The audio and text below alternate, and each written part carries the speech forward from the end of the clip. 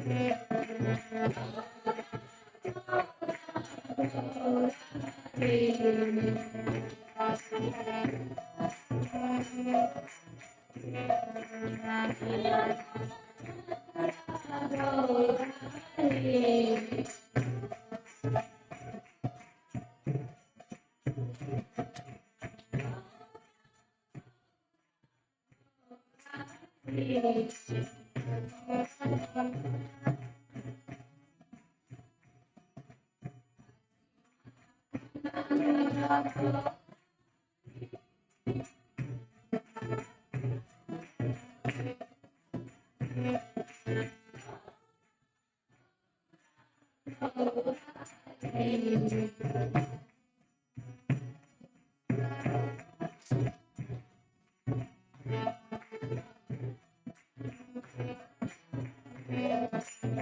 Hare Krishna, Krishna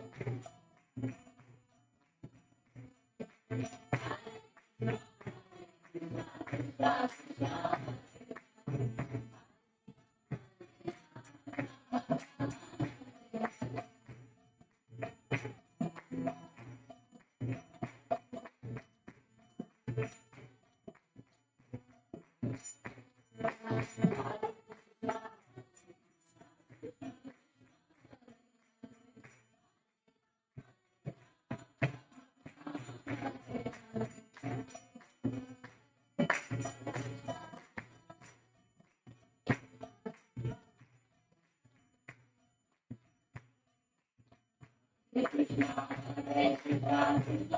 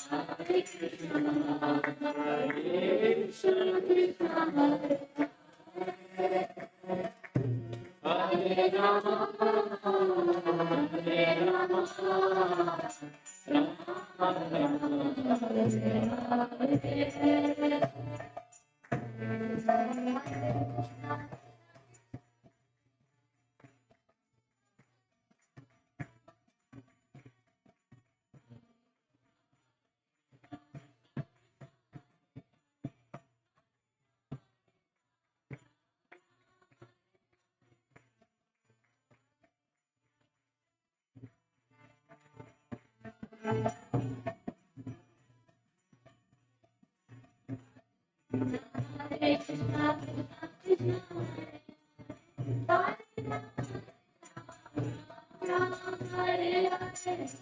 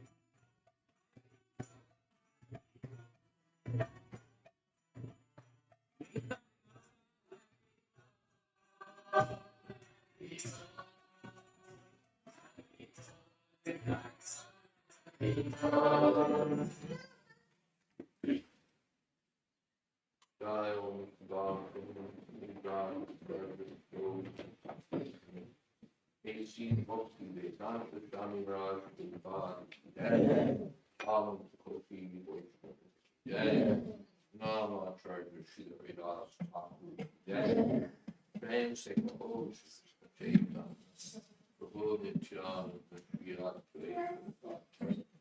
Viva Shari Gaur Jai, Sri Sri Radha Krishna Gopinath, Sham Kundra Thakur Giri Jai, Tham Ki Jai, Navdeep Tham Ki Jai, Jagannath Puri Ki Jai, Ganga Mani Ki Jai, Ramanamani Ki Jai, Tulsi Devi Ki Jai, Bhakti Devi Ki Jai, Samaveta Bhakta Vrinda Ki Jai. All glories to the assembled devotees. All glories to the assembled devotees. All glories to the assembled devotees. Lord Premanande.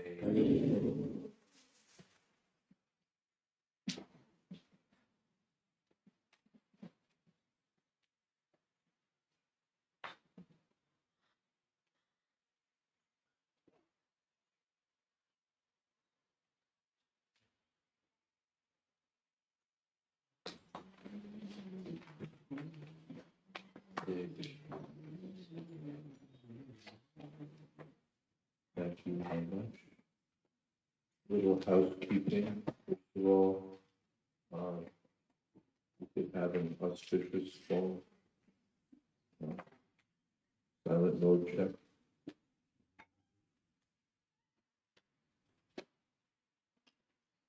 Copy mobile conference. Then, is there a place for children where they can be happy and comfortable? For those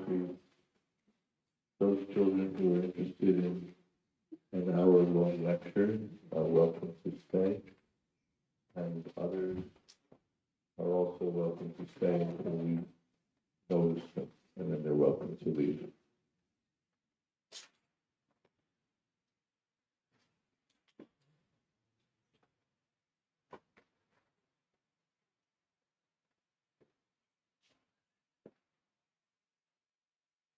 Okay. Om Jnana Kamina Dasya Kinam Vina Silakaya Chakshur Viditam Jena Tasmai Shri Vidave Sri Chaitanya Manovistam Apitam Vidave Swayam Rupakada Mahim Dati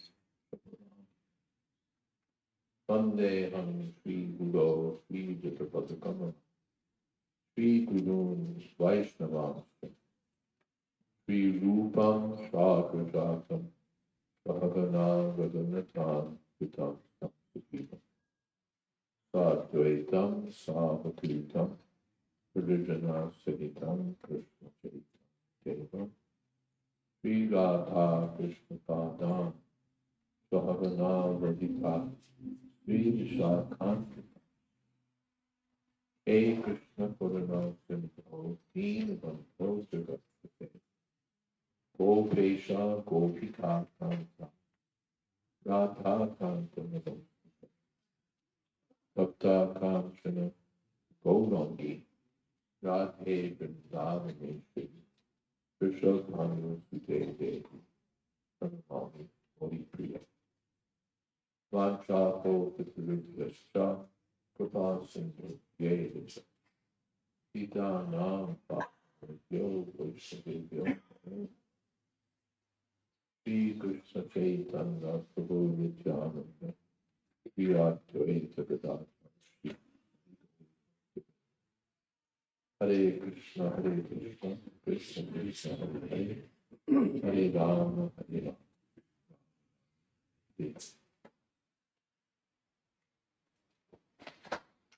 Well, I understand that you're starting a new section, a new group of Bhagavad Gita studies.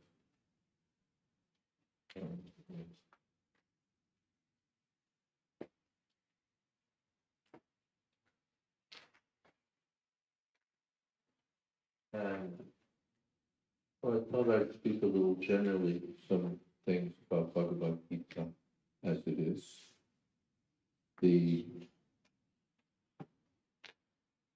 As you may have read, the Prabhupada did a translation and commentary on Bhagavad Gita before leaving in India, but somehow the manuscript was stolen. And actually in America, but somehow it was stolen. And so Prabhupada just began again. The title Prabhupada gave the book actually was Gita Upanishad, as there's Isha Upanishad, so there's Gita Upanishad, Sarva Upanishad, Ogata. And Bhagavad Gita as it is was a subtitle, but when we published the book, it was under that title, Bhagavad Gita. It's the Prabhupada typed the first 6 chapters of the book, 2 fingers, and it was after that that my godbrother Kartini found discovered a dictating machine in a store in New York City and thought that it would be something that might help Srila Prabhupada. His translation, this must have been around 1966.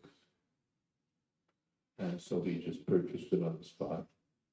And thereafter, that's what Prabhupada used for his writing work. He dictated his books on it. He called it a dictaphone. Dictaphone is a brand name. It was actually a Grundig dictating machine,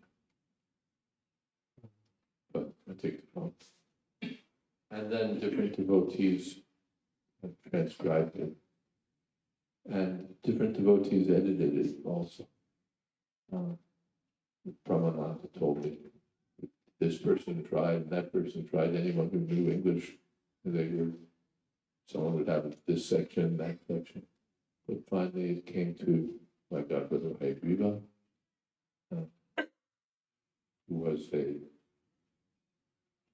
instructor at an Ohio State University. And finally the book was edited.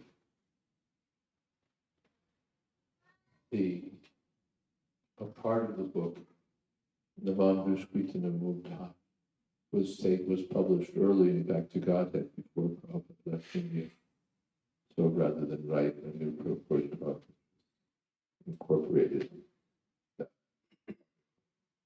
this Back to Godhead. The book was, I think you may know, you may have heard the story of how the Macmillan Company took interest in it. I won't repeat that. But it was originally published in an abridged edition, and as Prabhupada explains in his introduction, he wasn't very happy with having the book cut down, and he therefore was more pleased when the book was published in its full form. He also, by the way, didn't want us to publish just the translations. That wasn't something he wanted.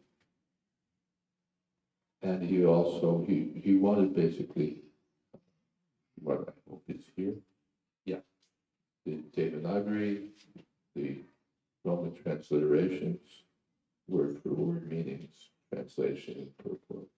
That was his way of presenting. And that's what we're going to publish.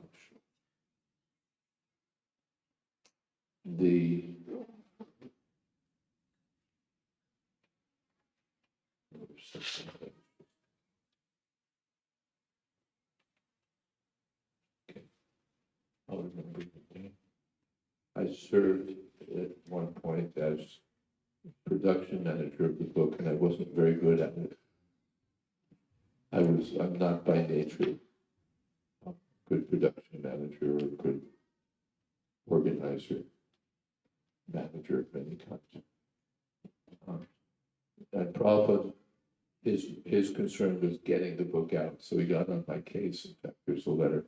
He said, "You said such and such date, but now where is it?"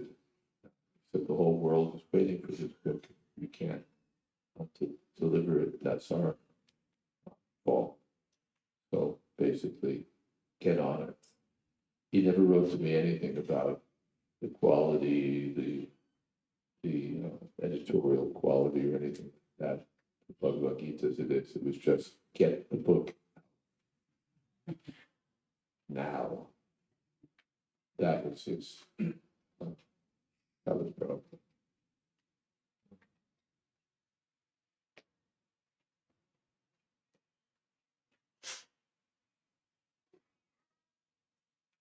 The Prabhupada's translation was really, I should say also that Prabhupada took his basis, his purports on the commentary of Srila Baladeva Bhushan. Sometimes there's reference to Krishna Chakravarti Thakur, Bhakti Siddhanta Saraswati, Bhakti Vinod Thakur, or sometimes something that Prabhupada wanted to say. But for the most part, you'll see that Prabhupada's just following right along with the commentary of Srila Baladeva Bhushan, to whom he dedicated the book. At one point,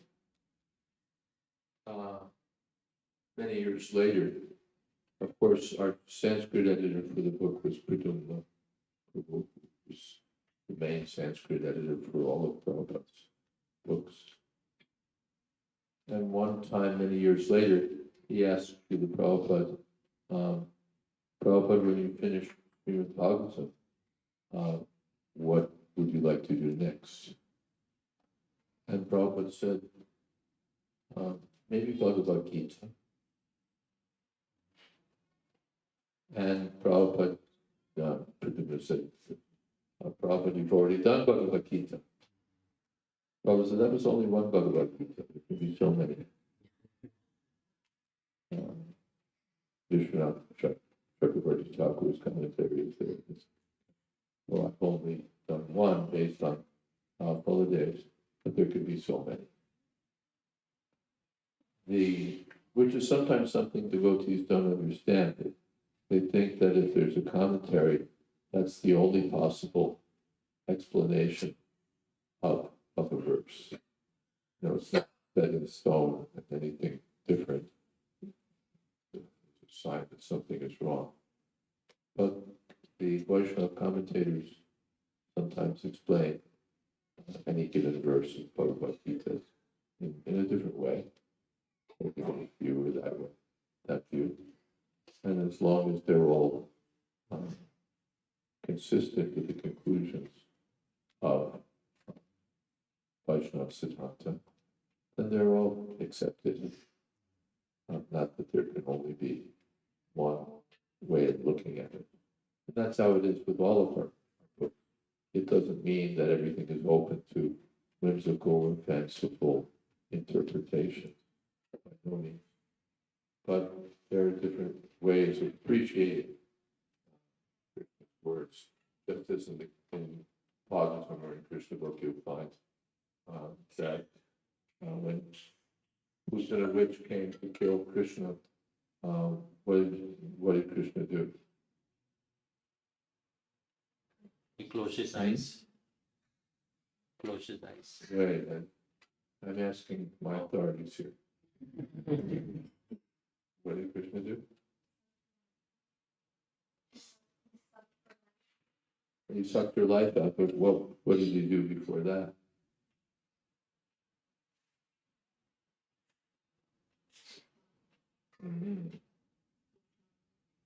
He smiled. He closed his eyes. Utana Rakshasi came, and Krishna closed his eyes. Why did Krishna close his eyes? This question has been dealt with by different commentators. And one commentator says, one explanation is, he didn't want to see such a nasty witch. And another explanation is that this was the first demon that he was going to kill, and she was a woman. So that wasn't a very pleasing setup. So Krishna closed his eyes. Oh, I'm going to have to kill a woman.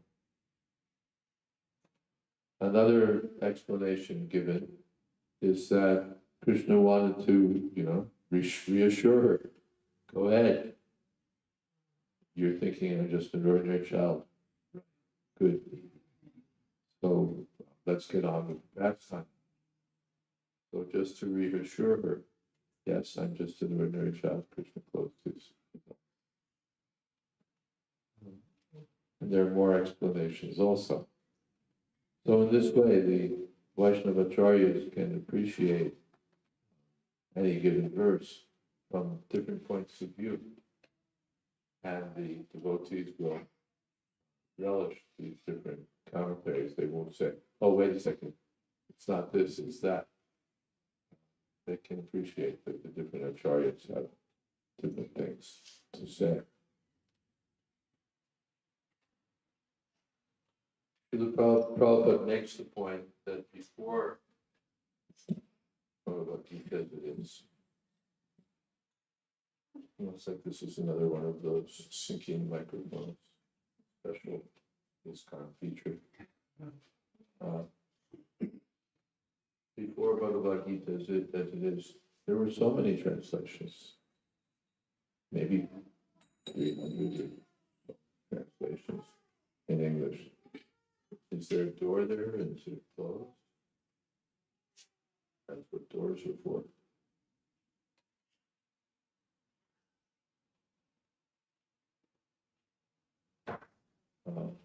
Okay.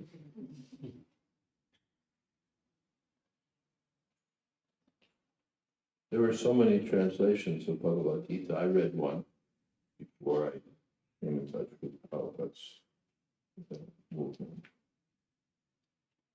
And from all those Bhagavad Gitas, practically speaking, no one ever became a devotee of Krishna.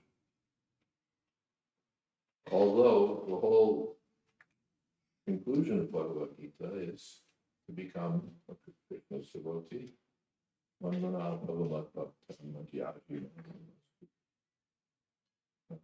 Just become my devotee. And no one became a devotee. Because devotional service to Krishna was hidden. It wasn't put out there that Krishna is saying, surrender to me, so we should surrender to Krishna. Instead, they had their own, the various commentators had their own ideas. They presented their own philosophies through Bhagavad Gita, or they presented the standard Mayavad interpretation. And so no one became a devotee. And the academics, the professors in America, they just went along with the impersonal interpretation. Impersonalists were the first ones on the scene here in America. Their writings got here first. And so even the learned professors were teaching Bhagavad Gita, that Bhagavad Gita is a book that teaches about the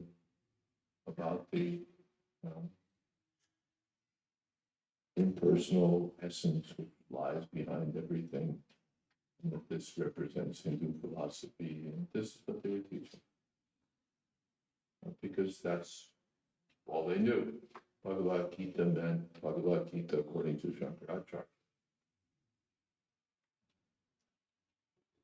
And it was only when Prabhupada presented Bhagavad Gita as it is that Krishna's message of devotional service was presented as being central, and that people became devotees of Krishna. Later, and over time, and Prabhupada's Gita was sort of looked down upon by academics. You know, it's a devotional translation, highly interpreted. Actually, one professor commented that Swami Bhaktivedanta he's just written Krishna into every verse. Even where the text doesn't specifically talk about Krishna.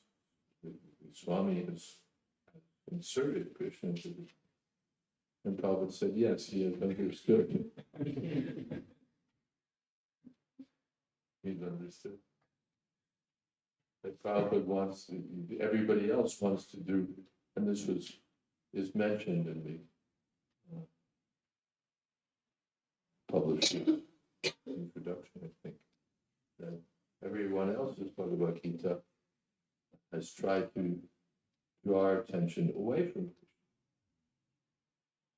Krishna. And Prabhupada's directs our attention to Krishna. That's essentially the difference. Everyone else has written not to Krishna. And Prabhupada has written to Krishna. One time when I was in New York, we had moved the temple from 26 Second Avenue down the block. Second location, 61 Second Avenue. And summertime, I think, one elderly gentleman came to the temple. And he had a letter from Srila Prabhupada. And the letter was responding to something the gentleman had written. And Prabhupada said, yes, when I'm in New York, you're welcome to visit me. And we came. So there was the gentleman with letter in hand. And Prabhupada at that time happened to be in New York City. Still staying at his apartment at 26 Second Avenue. We'd given up his storefront because we didn't need it. We had a bigger place. But Prabhupada's apartment we kept.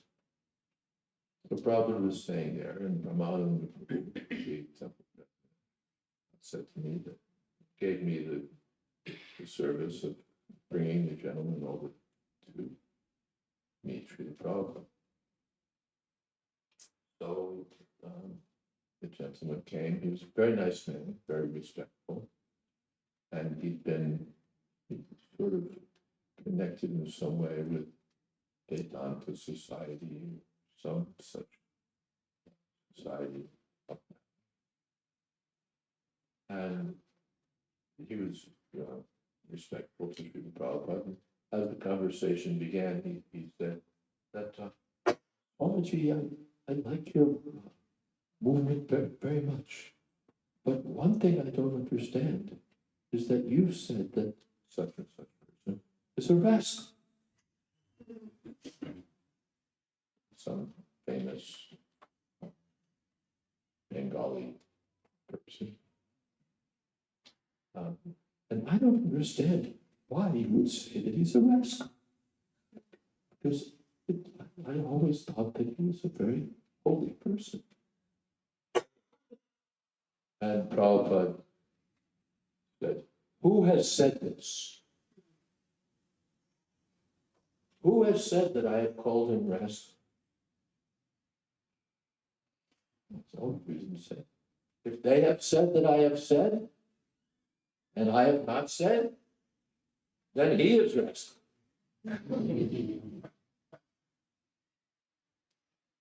So now the gentleman was quite pleased, relaxed,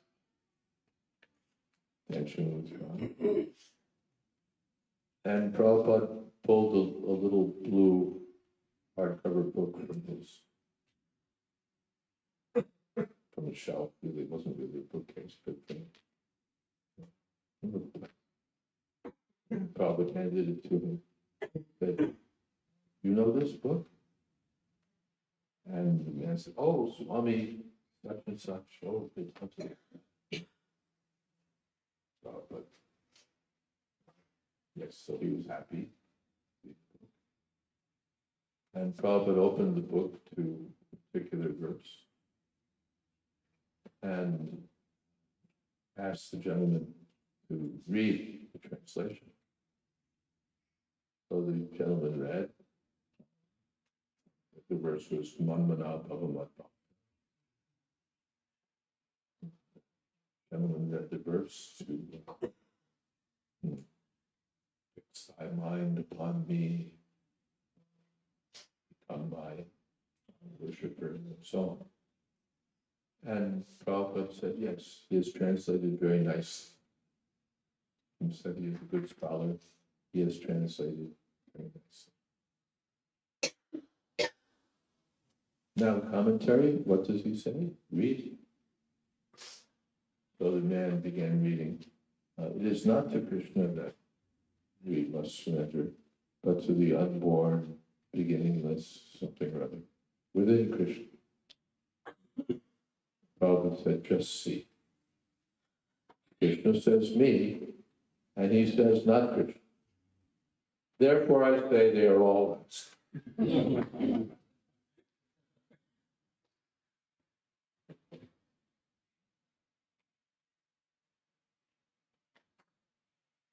And then Prabhupada elaborated, explaining word for word the verse, Namam Duskritana Mutta Prapadya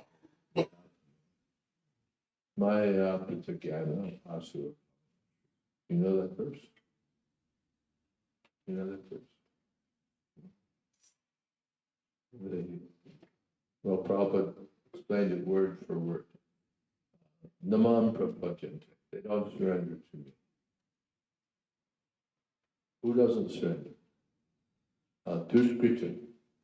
Duskriti means those who have some merit but misuse it. I may have some intelligence, but if I misuse it, then I'm a mischief monger. So Duskriti. And who are these Duskriti? They come in four categories. Category one, Mutta. Mutta means foolish ass. Person who's like a donkey. Dull. Stupid. And Niratma. the lowest among human beings. And Maya Pratigyan, those who appear to be very well educated, they may have graduate degrees, they're learned men, but their learning has been hijacked by the illusory energy of Krishna. So even though they have great erudition, great intellect, great credentials, they misuse all of that for diverting the mind to something other than Krishna, because their mind has been, their intelligence, their knowledge has been stolen by, taken away. Maya aparvitika. Maya has taken their knowledge. And asura bhavamatra, those who adopted the demonic view. Asura bhav means they have the nature of demons. Demons means those who are averse to God. Asura. So these four kinds of men refuse to surrender to Krishna. And Prabhupada very vividly described, as he does in the Bhagavad Gita, described each of these men. The beasts of burden, intellectual, the demonic commentators. Prabhupada. And then Prabhupada said that that Krishna's, he said, it's not my saying, it's Krishna's saying. What can I do? And the duty is to say what Krishna says. And this is what Krishna said. So in this way, Prabhupada,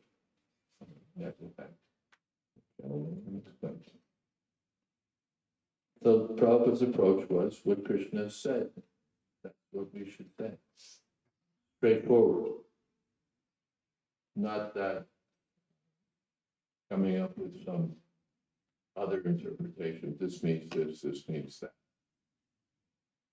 Just some commentator has said that Dharma Kshetra, Kurukshetra. So Kurukshetra means this body.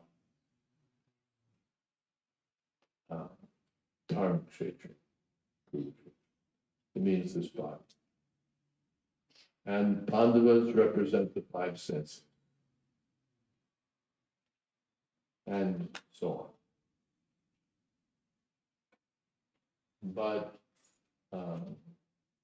in Bhagavad, the acharyas don't present this.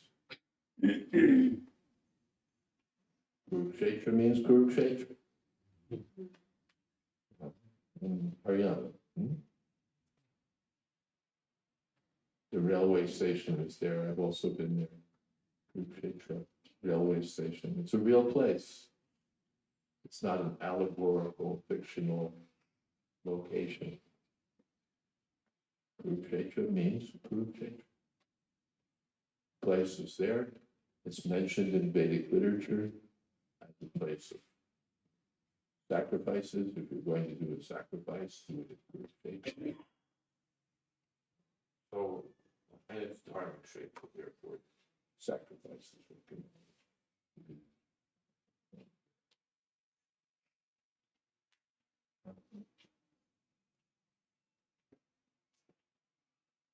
Prabhupada explained that some alternative explanation is given when the on the face meaning doesn't make sense. The standard example in teaching this is that there's a a residential quarter on the Ganga. So I say there's a residential quarter on the Ganga. Is that okay? Yeah? Can you live on the Ganga? Anyone else you know who can live on the Ganga? Then what does it mean that there's a residential quarter on the Ganga? On the bank, yes. Because the simple meaning doesn't make sense, then some interpretation, some explanation is required. The Ganga means on the bank of the Ganga. On the bank of the Ganga.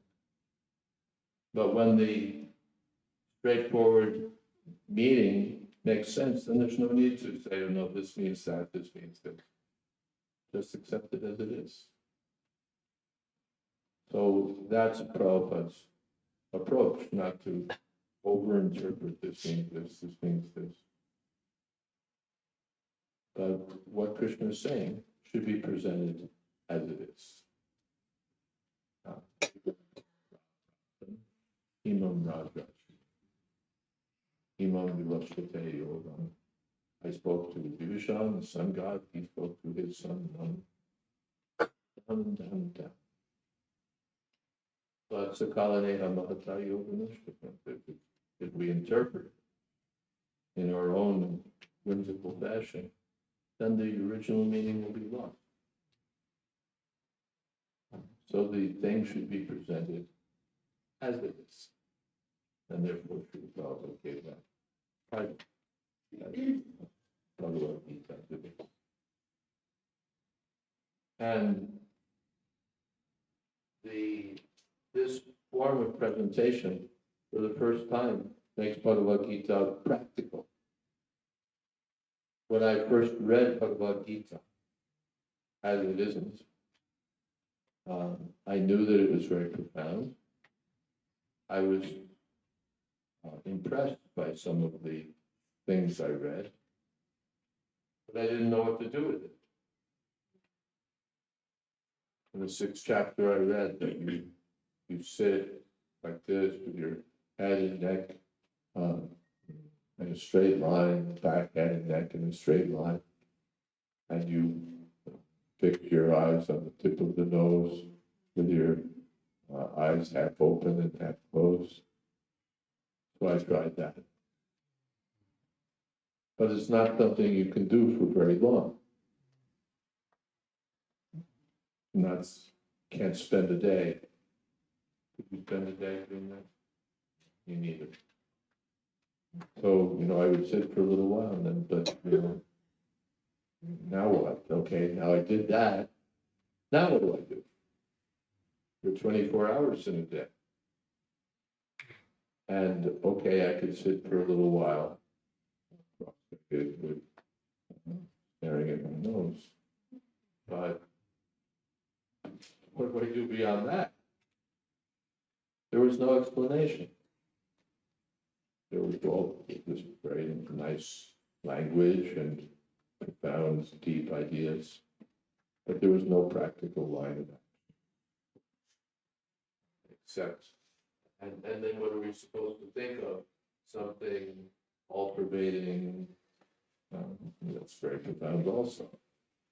But how long can you fix your mind on something that has no form, no qualities? It's just existing unseen everywhere. That's very hard.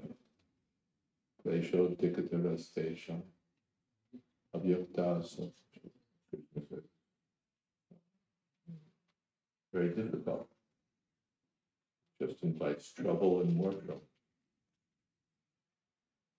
So it went nowhere. I read the book. I thought this was a very profound book, but there wasn't anything I could do with it. And there's nothing anyone else could do with it, really, because no one really took it up. But after Prabhupada, when Prabhupada presented Bhagavad Gita as it is, then it became practical. I can give another example. I was also struck in 6th chapter. Brahmangani Vasarvasha Indriyam Indriyartebhyas Tasya Pratyag. What's the beginning?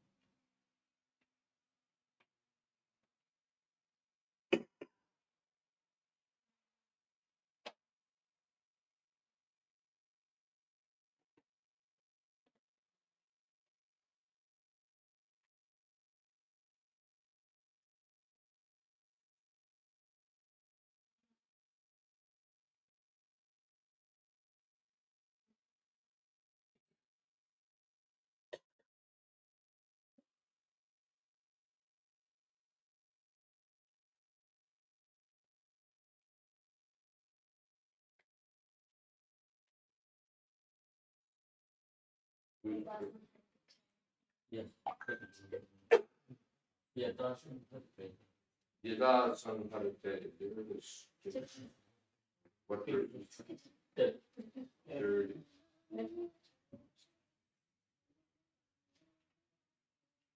30. Which sloka? Number? Second 58. Second chapter 58. Second chapter 58.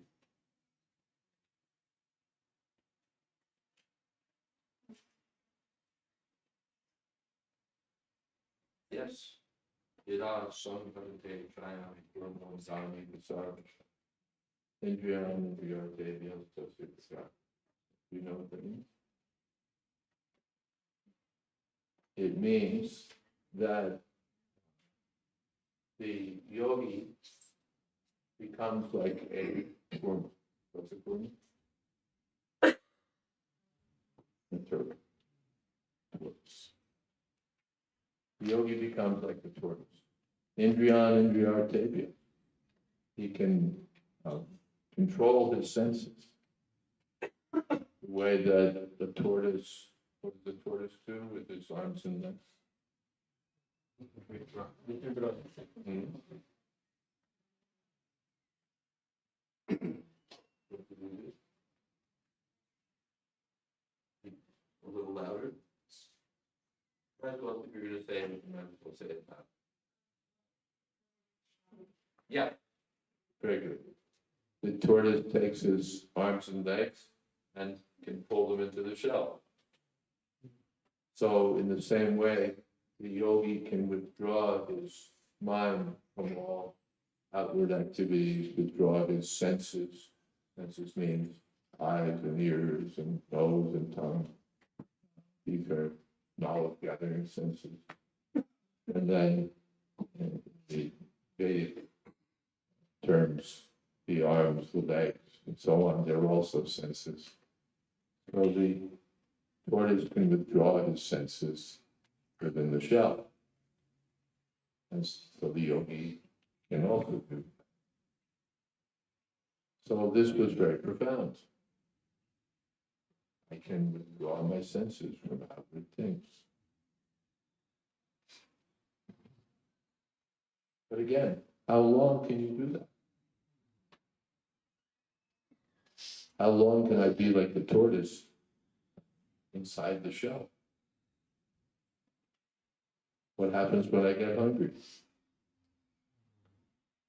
Hmm? So it was only Prabhupada, when I read Prabhupada's translation, that it made sense, because it's his commentary. Because we learned that the tortoise does two things. One is what you mentioned, he pulls his arms and legs into the shell. And the other thing is that he extends his arms and legs outside the shell. When there's a need, he withdraws. And when there's a need, he extends. That makes sense. The tortoise has control, so he can extend his senses when he needs to, and he can withdraw his senses when he needs to. Not that he only knows one trick, how to withdraw the senses. So Prabhupada explained that Bhakti Yoga means Rishi Kena Rishikesha Seva, to use all of our senses in the service of Krishna's senses. That's practical. The impersonal philosophy, apart from having serious philosophical problems, has practical problems. What do you do with it? How long can you go on Brahmasmi? Maybe some few yogis out in the forest somewhere, Himalayas somewhere, can sit all day with their eyes fixed on the tip of the nose and control their breathing and maybe even pull their light hairs up through the chakras and gain perfection. But how many of us are going to do that? Are you going to do that? You're not. Not so easy. I'm not going to do that. You're going to do that? You're not going to do it either. It's not practical. Maybe some very few people, even Arjuna. Even Arjuna says, this is not practical for me. And he was so qualified. So, for the first time, Bhagavad Gita as it is makes Bhagavad Gita practical. You can do it. And once it was made practical, people started doing it. They engaged their minds in thinking of Krishna, they engaged their senses in serving Krishna. They,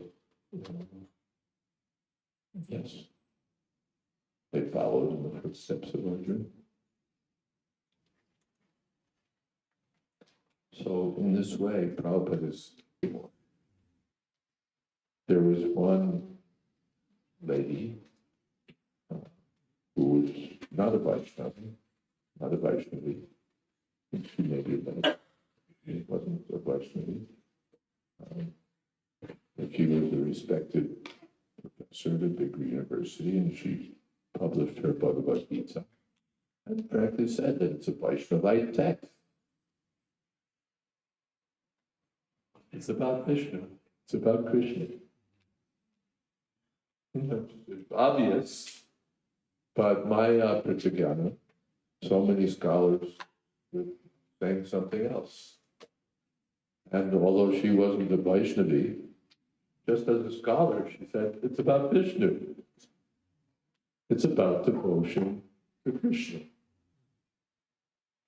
And it seemed to me that once one of their own crowd said it, then others also started saying, yeah, it's about devotion to Krishna. And now that's, I would say, the majority view in academia. That the book is a book of devotion, mainly concerned with devotion to Krishna. It's hard to say anything else. It's hard to say anything else. Apart from which, as time went on, more and more Vaishnavas in America, more and more people became Vaishnavas, specifically Gaudiya Vaishnavas, and began teaching in American universities. My godbrother Garuda Prabhu is one, Radhikaramana Prabhu, his brother Gopal Hari, and there are quite several others. So it's no longer, academia is no longer the Mayavadi playground that it once was in Vedic studies. Now it's practically more professors are interested in Vaishnavism than anything else. More interesting for other reasons, more attractive.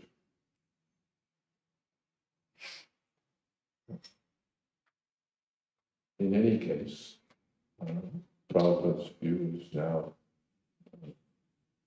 not Prabhupada's view, but Bhagavad Gita is being appreciated by scholars and people all over the world, people interested in spiritual life, that this is something that we can learn from and we can follow.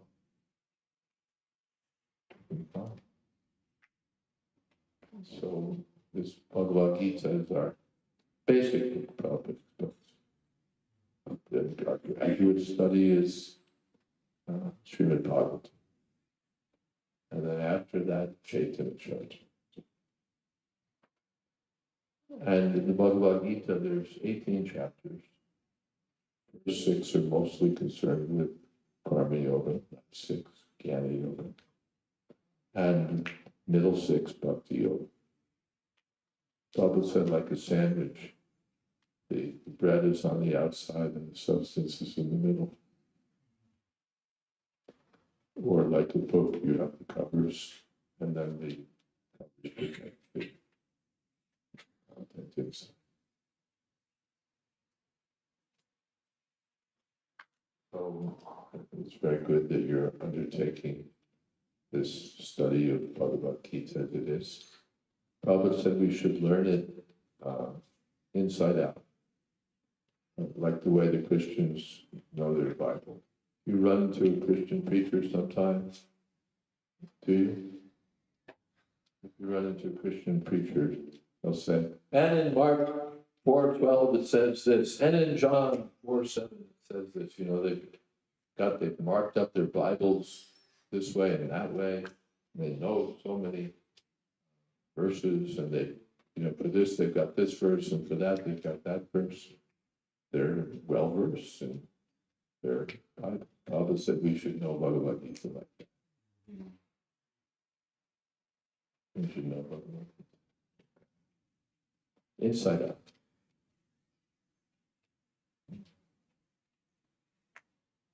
Learn the verses. And I've sometimes felt a little proud because I know a lot of verses. And then in central New Jersey, where we have a temple,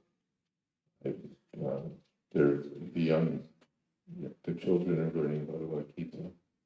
And there's a little girl like your age, she knows every verse. Every verse. I tested her. She began reciting some verses from, I mentioned the chapter, she recited the verses. So I thought, okay, what does it mean?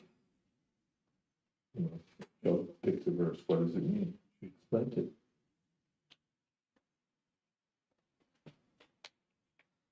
So this is wonderful. As far as possible, we should learn these verses and their meaning and be ready to, that's all you have to do to present Krishna consciousness. Just pick a verse, and explain it. And Prabhupada's purport. You don't have to be a great, gymnast, or a great intellectual, erudite fellow. Just take what Krishna said, and say it as it is, and then explain it from Prabhupada's purport.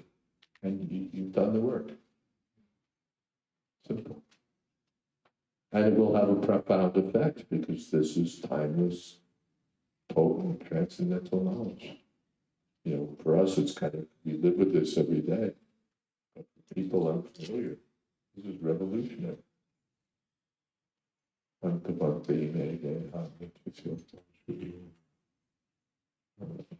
There's a body and there's a soul. And the soul is traveling from one body to the next. These are all revolutionary understandings. So the more we can learn this philosophy and present it to others, just talk about so many things, talk about Krishna, talk about Bhagavad Gita. We can learn these verses, children especially. It's like, when you're a kid, you can learn a lot.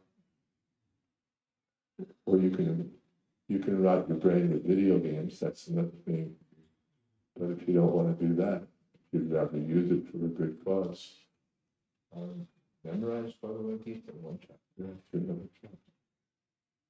Just recite the verses, remember them, explain them. When you meet your friends, tell them you read something interesting.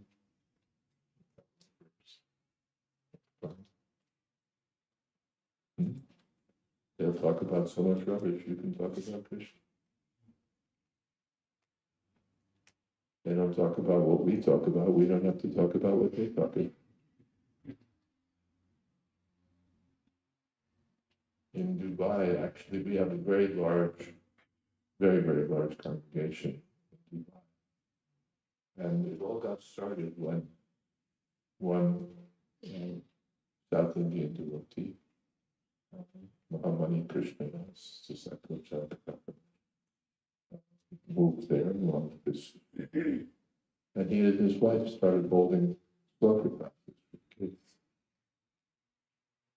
There was nothing else really going on. But he was a teacher, they were both teachers. And they organized sloka classes. And all the kids were having a great time learning these slokas and reciting and so on. And of course, because the kids were doing it, the parents had to come. And that's how the whole thing. Anyway, things may or may not develop like Dubai. But if you engage your valuable time in learning, read Bhagavad Gita, read a page, read 2 pages every day. You can read in the introduction, what is that? Gita, I mean, in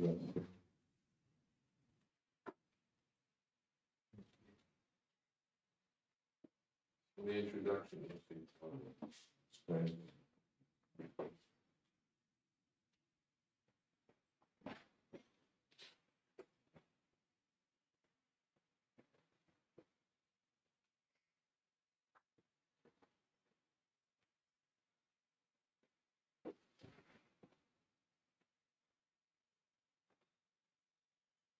Hare Roshanam from Sam Galasnanam Dine. The grid, Gitamrita Snanam, Samsara, Samsara, Malanasham. We take our bath every day, clean our bodies, or we may take birth, if we're fortunate, we can bathe in the Ganges every day. Go to Snanam. That's a grid. Gitamrita Snanam. Why bathe in water? You can bathe in nectar.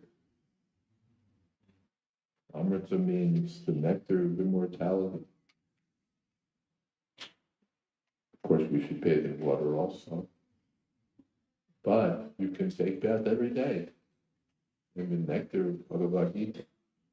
And what will be the result? Samsara Malanashna, all the dirt of birth, material existence can be washed off just by hearing, reciting, thinking of the forces of Bhagavad. So I think I've spoken enough, and I'll stop here. And do we have some time for questions? Any questions?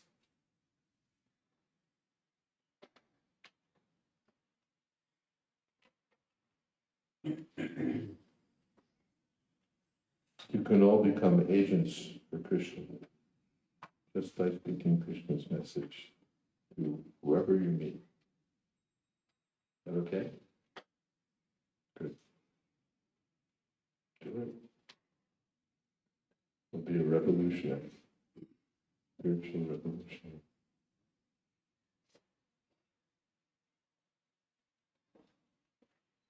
Yes.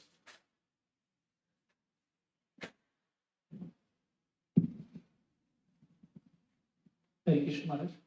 Maharaj, which services did Prabhupada like? Loud, I'm half deaf. and you have to speak loud. Maharaj, which services did Prabhupada like the most? Like devotees like so. I couldn't get anything. Which services did Prabhupada like the most? Which service did Prabhupada like the most? Devotional service.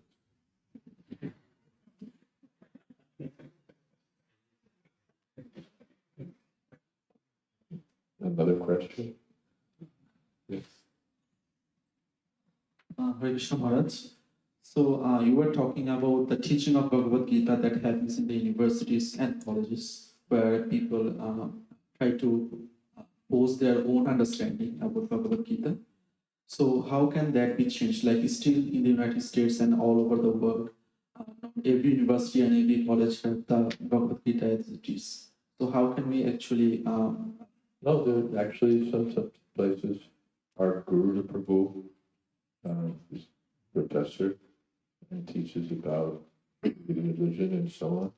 And his the Gita he gives his students is Bhagavad Gita too. But all right, these other Gitas are there. But all right, you've got your Gita, verses are there, all right. But if you want to understand it, you just present it. Just present it. That's how ideas change. You know, there's some standard idea, and someone introduces something revolutionary, and everybody says that. And then one person after another says, and pretty soon it's the standard view. So just already this Bhagavad Gita as it is, but it's so much more influential than, first of all, there's just more copies out there. There's so many English editions in America, but who's flooding the world with, or who's flooding America with editions with, a version of Bhagavad Gita? We are. Maybe if total Bhagavad Gita is sold of all the other editions together, we do that in a day. Mahotsav Prabhu, in one day, he distributes more of Prabhupada's Gitas than, a year's worth of the others. Bhagavad Swami.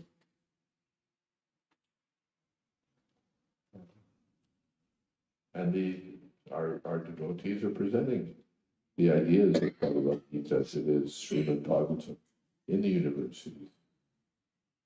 In Oxford, there's a center for Hindu studies, and the members, the faculty, almost all devotees. So, mixture of devotees, but the dominating influence there, Krishna consciousness. So things are changing, and they'll continue to change more.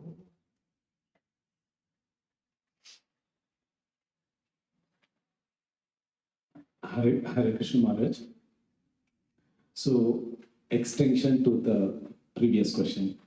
So, while Krishna consciousness is spreading, parallelly, the Mayavadi philosophy is also spreading at a rapid pace.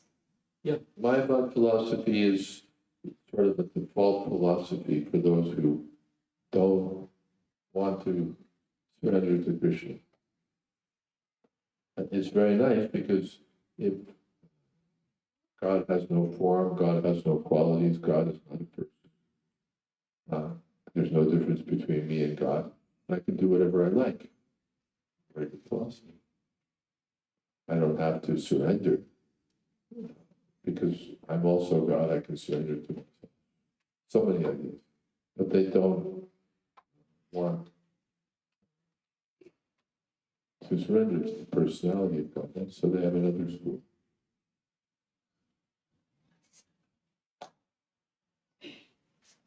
And it's popular, no doubt. Therefore, we have a lot of work to do. Very popular philosophy, but full of problems, defects. So we should vigorously combat these things. Thank you, Maharaj. Mhm.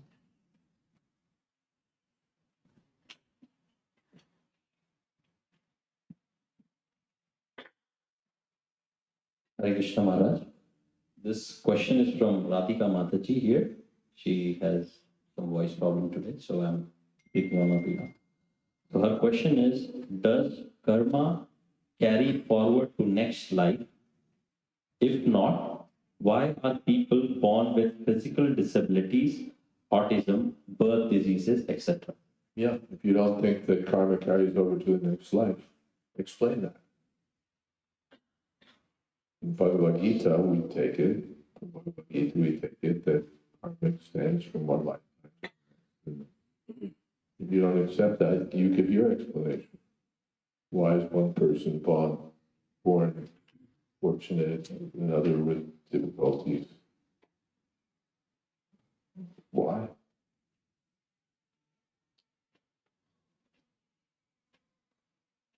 There's one professor, late, someone was mentioning to him to me this morning. He studied cases in which children seemed to remember a previous life. He studied many cases, personally studied dozens and dozens and collected many others. And his interest was sparked by that question. Why is it that one person gets, say, respiratory problems and another person doesn't? You know, as a congenital issue. What's the explanation? Things happen because of reasons. That's science. Nothing just happens. So if there's no law of karma that makes things happen, then give your explanation. Otherwise, accept this one because it makes sense. The whole persistence of birth and death is because of persistence of actions and reactions. When the actions and reactions are finished, one attains liberation. How will they finish? Krishna says, just surrender to me, I'll take it. Okay? Anything else? More time?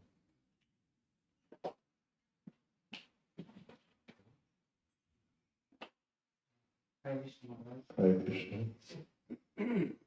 Hare Krishna Maharaj.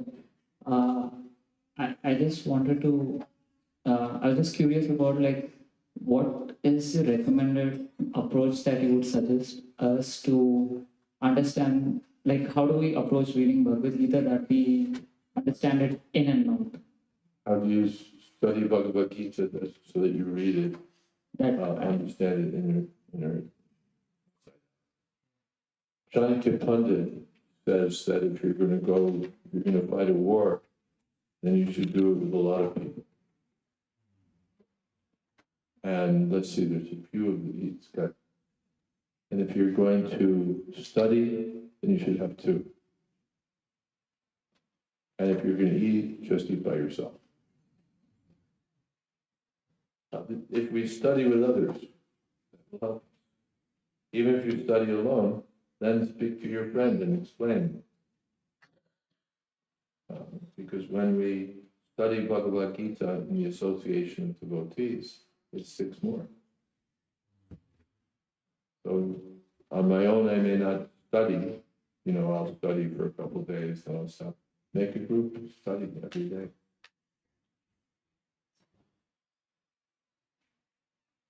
That's one thought. But when we study, what is it to be devotees? It's not just that we hang out together and talk about the weather and politics. But to take the opportunity, we have the association of devotees. We can talk about what we've read. And then it will stick more. And if you speak it to outsiders, then it really fits more because now you have a reason. You want to persuade your friends or the people that you know that there's something worth learning here, and they ask you a question, and all you can say is, well, So then I have to know Bhagavad Gita, because they're asking me questions. And if I don't know the answers, I can go to the devotee. What verse should I have spoken? What should I have told them? When you're teaching others, then it's great for learning. Okay.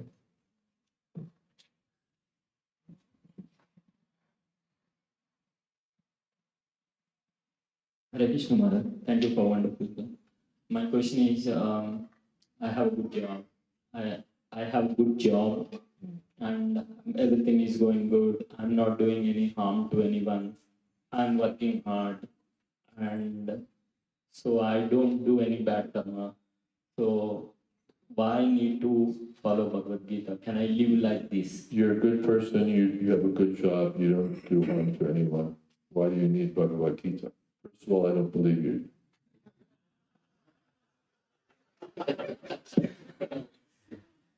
In Shastra, it's explained, if you pick up a glass of water, you put down a glass of water, you kill so many living entities.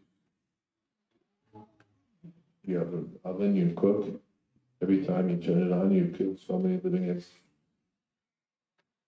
You walk on the grass, you kill so many living entities. That's a good person. Even if we think, the story, this is called karma kanja. Let's do good acts, and I won't do any bad acts. And so I don't need to surrender to Krishna, I just need to do that. It's useful for us to remember the story of King Nirga. You know the history? King Nirga was so charitable. The charity couldn't be estimated. It's like the number of stars in the sky, or the number of grains of sand on the beach. He used to give so generously. No one could estimate the extent of his pious activities. But one time he gave a cow to a Brahmin, and the cow wandered from the herd back into his herd, and he gave the cow to another Brahmin. And then the first Brahmin, where's my cow? Wait, no, that's my cow, no, it's my cow. The Brahmins took up a quarrel and they brought it, they both discovered that it was the king who had given them both the same cow. They complained to the king. And the king offered that you take, I'll give you 1,000 cows, better cows. No, I want my cow. So the Brahmins remained dissatisfied. So then at the end of his life, King Nirga was brought before Yamaraj. And Yamaraj said, what do you want first? The results of your pious activities, they're practically unlimited. Or the results of your impious activities. So the king thought, well, let me get the impious results first, and then after that I can enjoy without. So once he became a lizard. But fortunately, he was a lizard in a well, and Krishna's son's well on some trip, some program. Saw the lizard in the well, tried to get him out, couldn't do it. Told their father, and Krishna came, reached down into the well. King Nirga was freed from his activities. So even such a great king as Nirga couldn't achieve success merely by pious activities because it's so hard to avoid causing harm. The Jains will wear masks so they don't breathe in other creatures and kill them. But it's inevitable. We must cause trouble. Apart from that, Why should we engage? It's not just a question of getting freed from the results of my sins, but what's my eternal nature? What's my eternal business? As a citizen of India or America, you're just a clean slate, you don't have a criminal record. That doesn't mean you're alive. Right? You have to do something. Not just not do something. Negative, that's good, I erase the negatives, but what's my positive engagement? For that I have to know what is my Sanatana Dharma.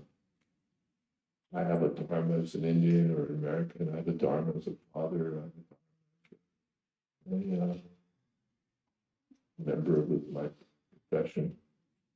I have a Hindu Dharma or a Christian Dharma. I have so many dharmas. Krishna says, forget all your Mamekam Sharanam. Take shelter of me because that's your eternal dharma. Our eternal engagement is to be connected with Krishna.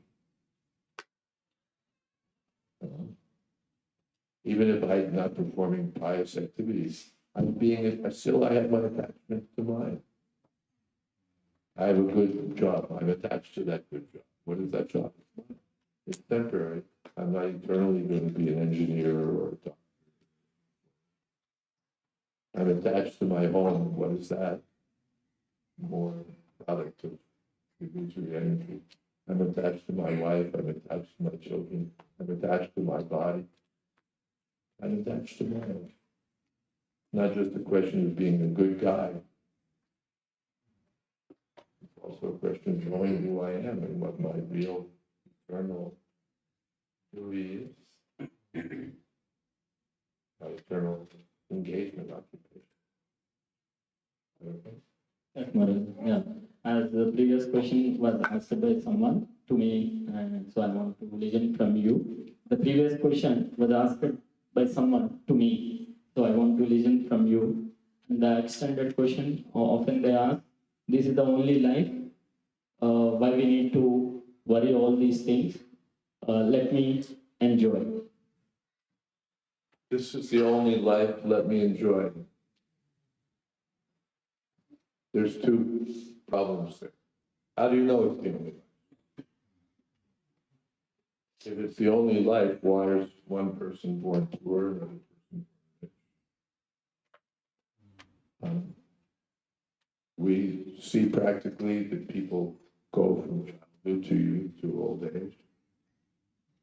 Why do we have to believe that it stops there? You may hope there's only one life. But our information is that there's more. Apart from that, and you're ignoring even the question, let me enjoy. That means you become a fool. At least inquire.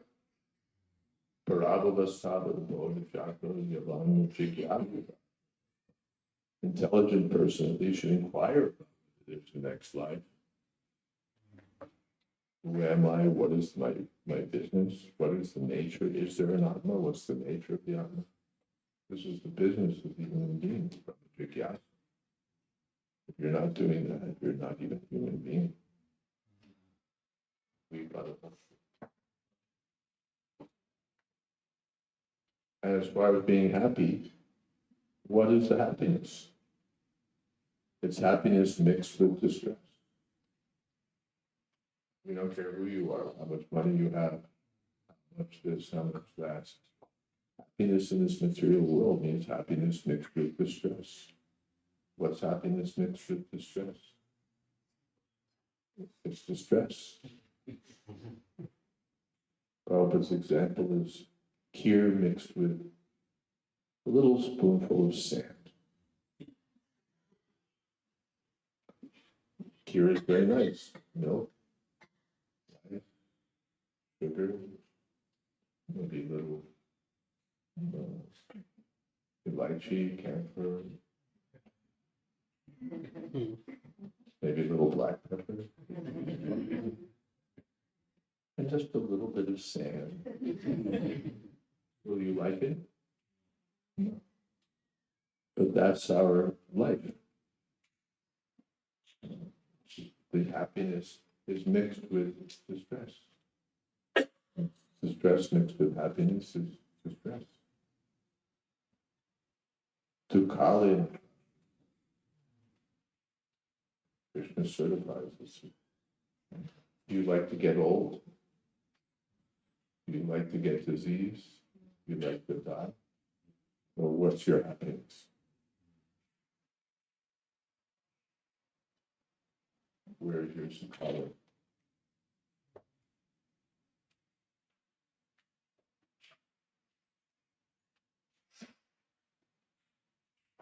Their big number one happiness is sex.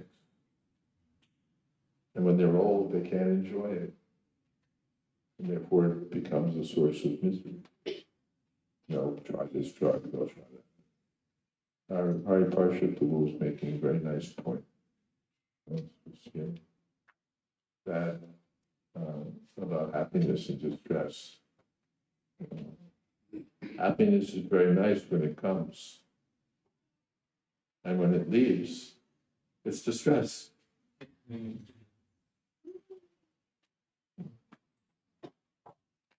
When happiness comes, we're happy. And when it leaves, we're not happy. Distress, when it comes, makes us unhappy. And when it leaves, it makes us happy. So happiness and distress are together. Happiness brings distress. Distress will be connected with happiness. Kutuke same kritva, the Krishna says. Be equal in happiness and distress. Don't be carried away by either one of them. They're both temporary. We should search out that which is eternal and not waste our time seeking happiness. Otherwise, Sukhama Chantikam, that Prahlad Maharaj, he's preaching to his friends. You're looking for happiness through the senses. Every animal has that. That comes automatically. Rashad Davis teaches. Why, like your sons, don't be so foolish to go after the happiness that the ruling gets. He also enjoys eating, he also enjoys sleeping, he also enjoys that. To him, this is also Sukali. But for the intelligent human being, there should be some.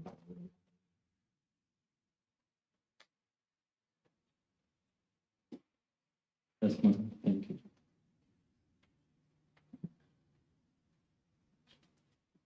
Hare Krishna Maharaj.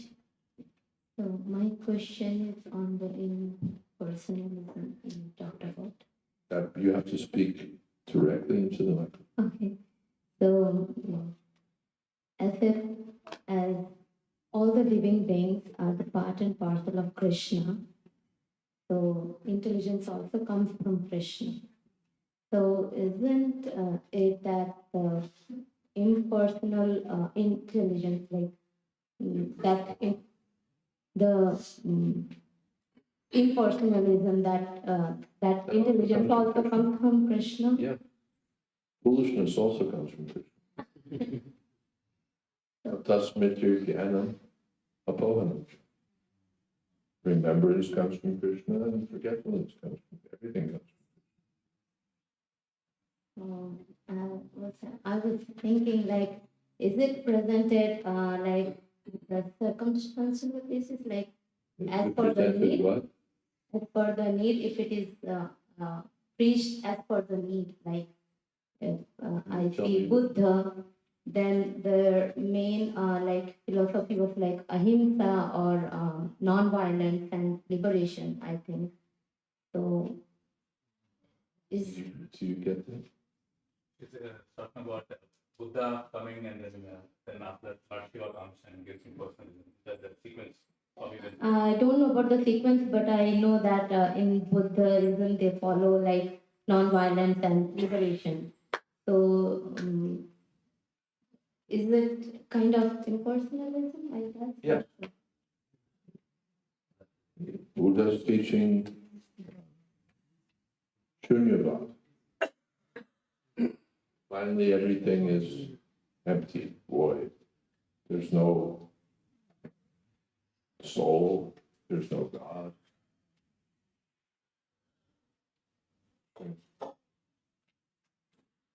And Shankara is teaching, no, there is a soul, but the soul is the same as God.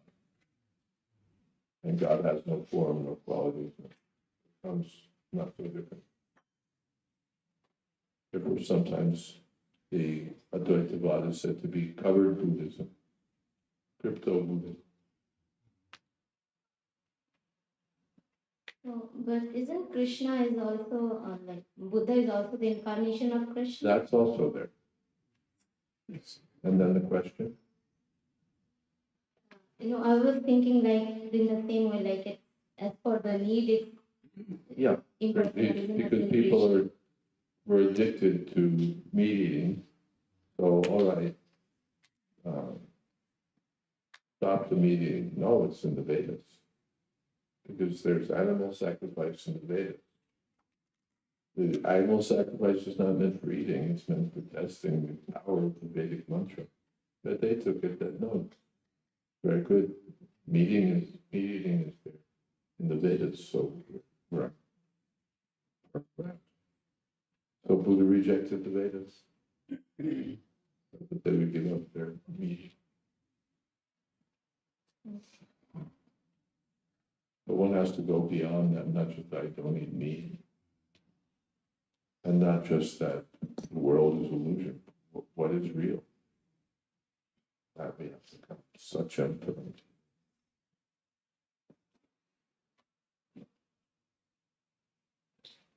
Shall we stop here? Maharaj, last question. Another question? So my question is, in the introduction of Gita, it says that like we should have the submissive spirit while reading Gita. That's Do you think like we should, is that turned on or not? it's on. Then you have to speak directly into it, otherwise it doesn't do it. So in the introduction of Gita, it says that we should have the submissive spirit while reading Gita. That's when we can get the most benefit. So what does it mean,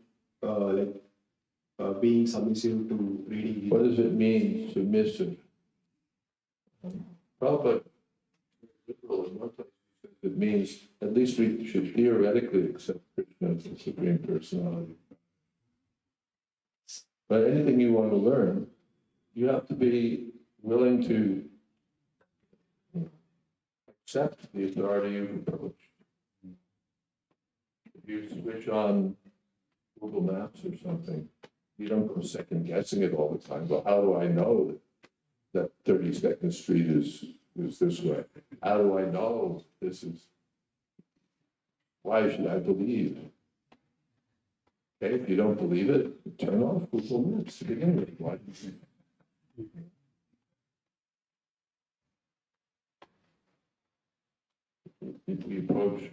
We apply to a school to learn business or mathematics or computer science, means we have some faith that they know what they're talking about over there. Otherwise, why am I going to spend so much time and money? And am I going to sit in the class and think to myself, he doesn't really know what he's talking about. You're not going to get very much out of it. But you go to the class with respect for the teacher, the professor is expert in the subject matter. And if I don't understand something, I can ask questions. And if I'm skeptical about something, I can ask questions. But not like, why the heck should I believe you? If you ask your skeptical questions, still you're you have some, what's the word, regard for the professor that he can answer these things. And that was not challenging. Why should I believe this? Why should I believe that? Why should I accept it? What makes you think that you'll never get anywhere? You may say that you said this, but another day you said that. And if this is true, how could that be true? It's like Arjuna. You're my doubts. No one but you can satisfy these doubts. Amen. Not that I pretend I don't have any doubts. I don't have any. No, but I have the mind of a student. A student has to have some regard for the teacher, or he's not going to get anywhere. Isn't it so? Makes sense, man. Okay, it's advertisement time. This is not a pre-app, it's an app with ads. And this is our book, Srila Prabhupada's Kirtan Standard. I've written another book which we don't have with us today, Vanity Karma, which is meant for outreach. This book is meant for devotees. If they're interested in Kirtan. If you're not interested in Kirtan, forget the book. But if you're interested in chanting Hare Krishna and Kirtan, then this book should be valuable. It collects the instructions Srila Prabhupada has given on all sorts of aspects of Kirtan, the most general and philosophical. There's very particular. Chant this mantra, don't chant that mantra. So many instructions have been collected because so many things are there in Kirtan that we've learned that don't really come from Srila Prabhupada. They come from somebody. Somebody came up with something and somebody else thought that's cool. And it got repeated. But and then we joined, and the day we joined, this is what they're doing, and we figured this is what we do. But sometimes it's just not so. I gave an example yesterday. They were doing a test. Maybe we'll do the test again today. Who was taught that Srila Prabhupada taught us that before we chant our round of Hare Krishna, we should chant the Panchatattva mantra. Who taught that? Right? On the headpiece? So before you chant the round, then on the headpiece, you chant Panchatattva mantra, and then the next round, Panchatattva mantra. How many? Okay, higher. Okay, all of a sudden it's like 40 to 50%. Well, here's the shocking news. Prabhupada never said that. I've looked high and low, there's no record of his having given such an instruction. Been in so many fire sacrifices where Prabhupada gave initiation. His instruction was very clear. Here's the instruction. For your sword, here, chant Hare Krishna, Krishna Krishna, Hare Hare, Hare Ram, Ram Ram, Hare Hare. You come to the other side and don't cross over. Go back. That's one round, now you go the opposite way, Hare Krishna, Hare Krishna. That was the whole instruction. No Panchatattva mantra. Apparently this came about because there's a place in Chaitanya Charitamrita where Prabhupada says that before chanting Hare Krishna mantra, we chant. So this was brought up to God.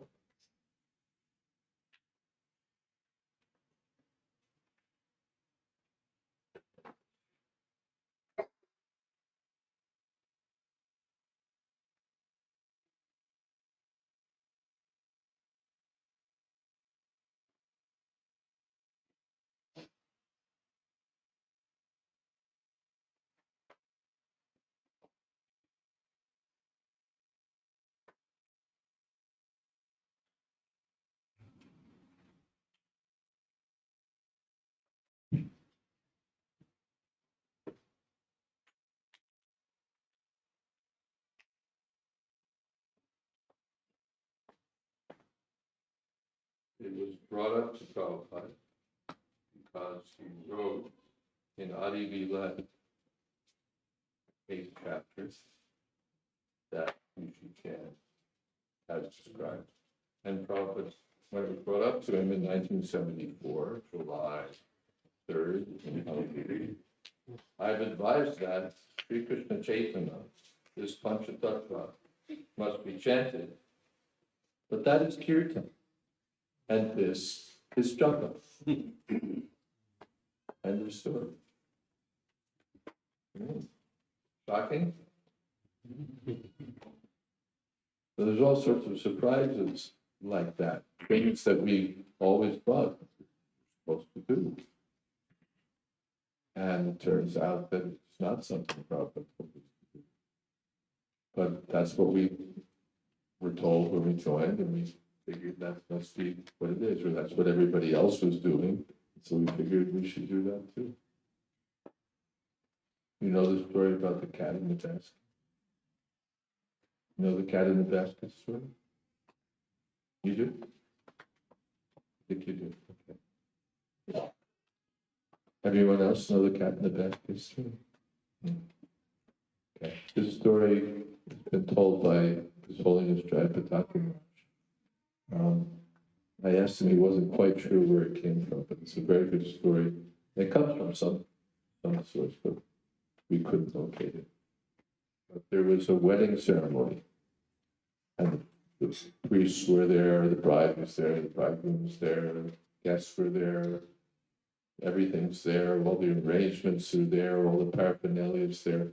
But there was a problem, there was a cat running around and making a big riot, you know. So then some intelligent person grabbed the cat and threw the cat in the basket, put the cap on the cover on the basket, and then the marriage ceremony went on very nice. So then time passes, and it's time for the daughter of that couple to get married. Again, all the Brahmins are there, the priests are there, the paraphernalia is there, everything's ready to go. But then the mother said, "Wait a second, where's the cat in the basket? When I was married, there was a cat, it's a family tradition." So in this way, things become family traditions, but it's not for a reason, except that, well, that's what we always did. So you'll find a lot of surprises in this book, and also a lot of practical instruction. And you'll find out what Prabhupada didn't like, things that he stopped kirtan for, rejected.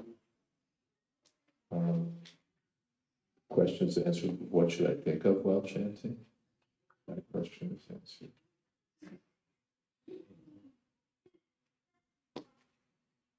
So so please get this book, especially though if you like to read kirtan, and read the book so that you can read what should be led. And even if you're not a big leader, still you chant Hare Krishna, then get the book. This is for the devotees. Every devotee should have a copy.